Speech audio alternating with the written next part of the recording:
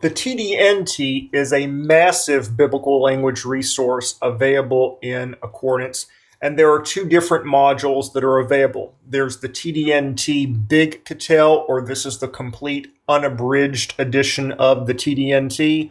There's also the TDNT Little Cattell, or the smaller abridged edition of the TDNT. We'll take a look at both in this video. So, for example, I'm here in Matthew 16:18, and I would like to perform a word study on ecclesia.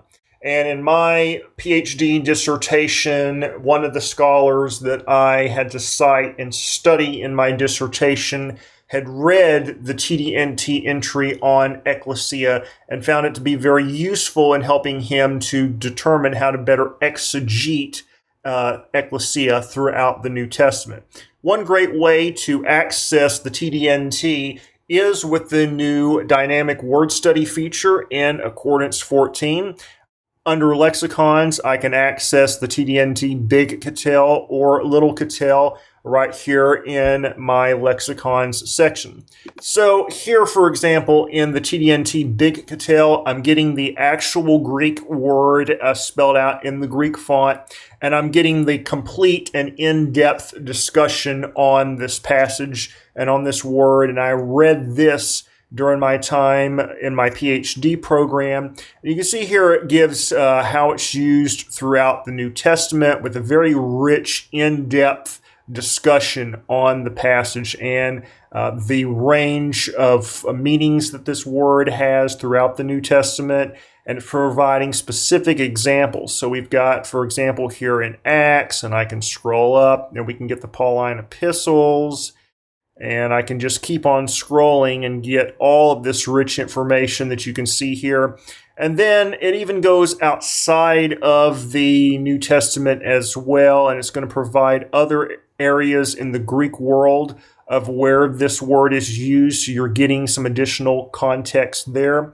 If you're the busy pastor, or if you're the seminary student that's performing word studies, or even the Bible scholar, and want to see that rich discussion on a word beyond what a traditional lexicon is going to provide, this is going to be the work for you.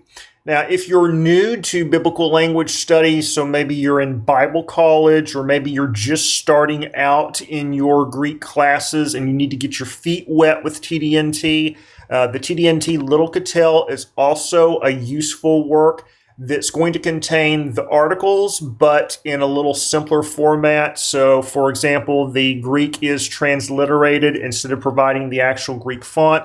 And the articles are a little more concise and a little simpler to read. So if you're a busy pastor that needs to get a quick overview of the word in TDNT, or if you're still getting your feet wet in biblical languages, then the Little Cattell is still a very useful resource as well. In fact, owning both is a good idea, depending on your usage. There's some times when I may just want to quickly look at the little, or there's times when I might want to mine the riches of the big one. So owning both is very useful as well.